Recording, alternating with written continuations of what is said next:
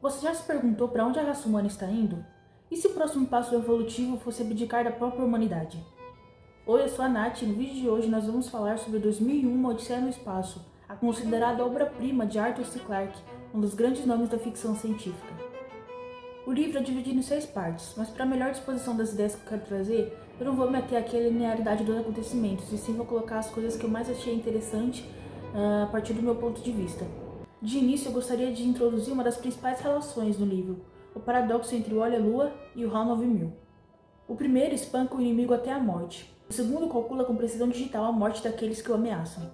No final, ambos reagem com o mesmo instinto predatório, é matar ou morrer.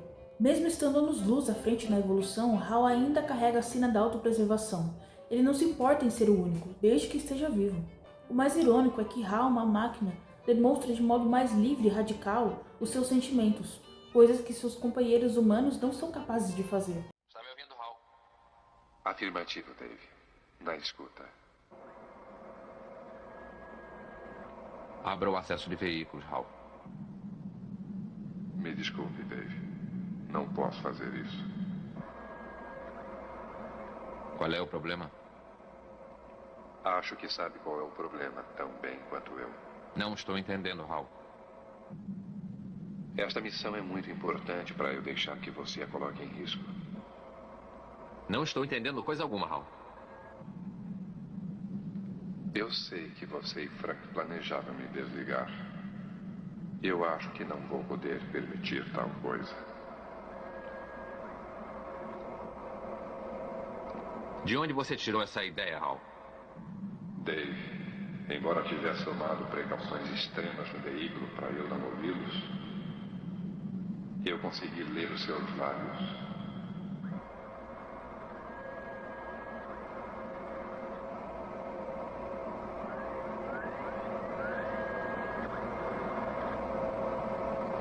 Está bem, Hal.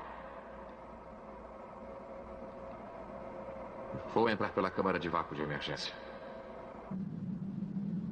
Sem o capacete espacial, Dave, vai ver que será muito difícil. Hal, eu não vou mais discutir com você. Abra o acesso.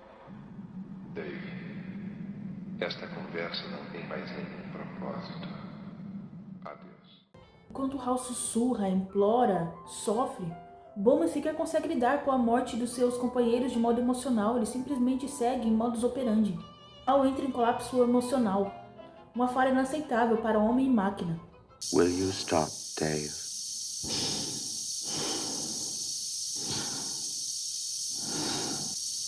I'm afraid.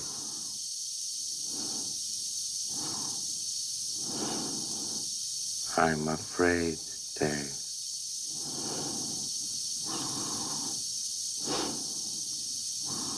Dave,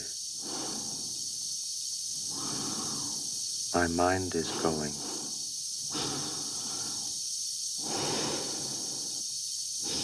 I can feel it.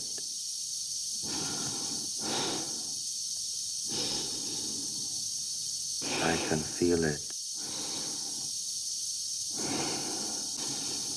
I can feel it. Good afternoon, gentlemen.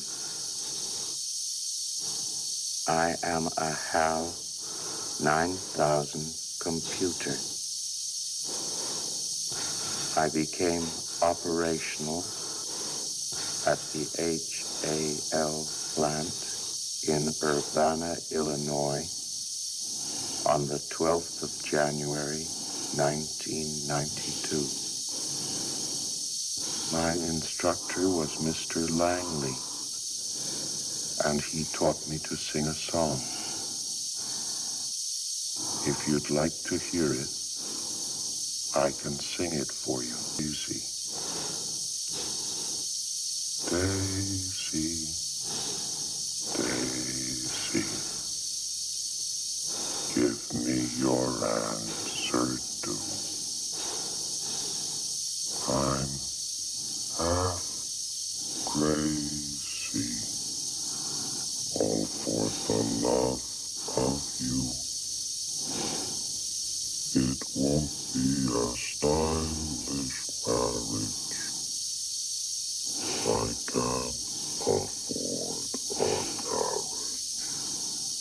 Se nem mesmo a inteligência está isenta do medo, esse estágio ainda não basta. Assim, Clarke propõe 4 estágios de evolução. O primeiro seria o subnatural, os primatas, que é interpretado aqui pelo Olha-Lua. O segundo seria o natural, os seres humanos, tendo como principal representante o David Bowman. O terceiro seria o artificial, uma máquina, o HAL 9000.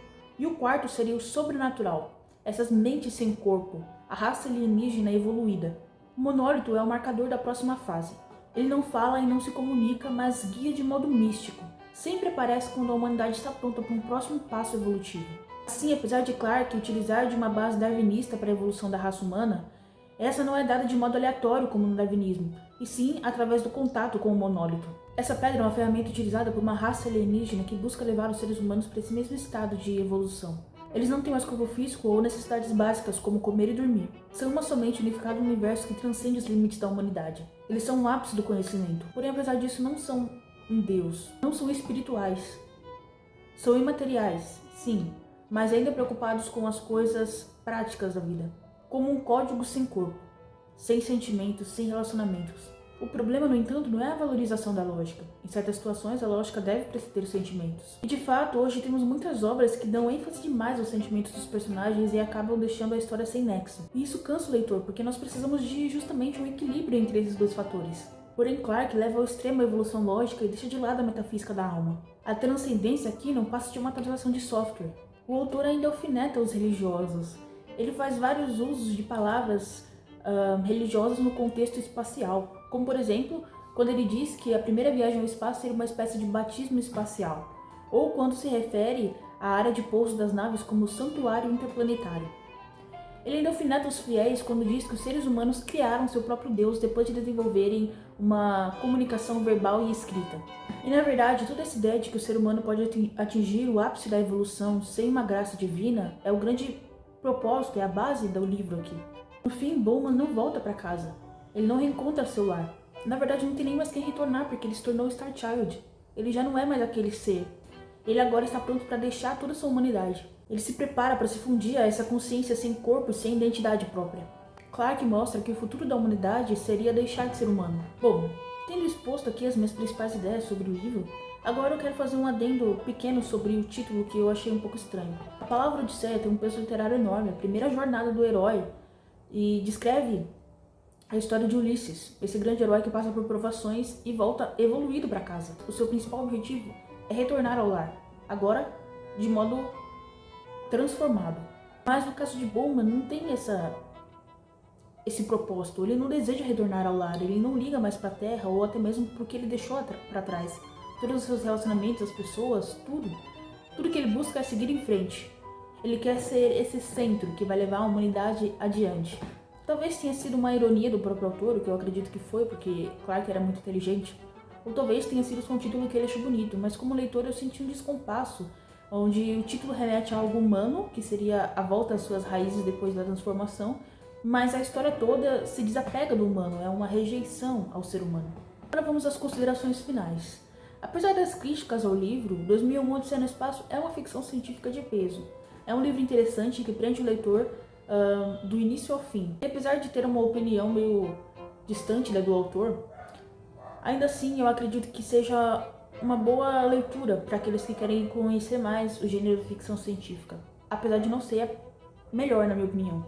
Porque a história, querendo ou não, faz o leitor pensar e sair da caixa. Mesmo que alfinete os cristãos, e talvez essa não seja a melhor obra que eu indicaria para quem ainda tem algumas dúvidas sobre a fé ou tende a pensar que os ateus são mais inteligentes do que os cristãos, porque isso pode acabar, a história pode acabar colocando alguns pontos de dúvida para alguém que ainda não tem a fé formada, né? Ainda não tem uma fé sólida. Então, talvez para esse tipo de pessoa não seja um livro indicado no momento. Talvez começar com outra ficção científica seja melhor. Mas para quem já tem a sua fé muito bem solidificada, que já sabe os argumentos lógicos e teológicos, filosóficos para defender a fé, esse livro é uma boa oportunidade, porque ele traz outros temas paralelos à religião que também são muito interessantes, como por exemplo o transhumanismo, a relação entre homem e máquina, a supervalorização da lógica em detrimento dos sentimentos humanos, entre outros. Bom, é isso. Essa foi a minha análise de 2001 Odisseia no Espaço. Se quiser deixar algum comentário ou algum adendo aqui sobre o que você achou da leitura, sinta-se à vontade de deixar nos comentários abaixo. Se você gosta desse tipo de conteúdo, de coisas nerds e ficção científica, leitura, conteúdo da cultura pop, considere inscrever-se aqui no canal e acompanhar os próximos vídeos, porque eu sempre trago coisas relacionadas a esse universo geek e nerd. Bom, fiquem com Deus e tchau!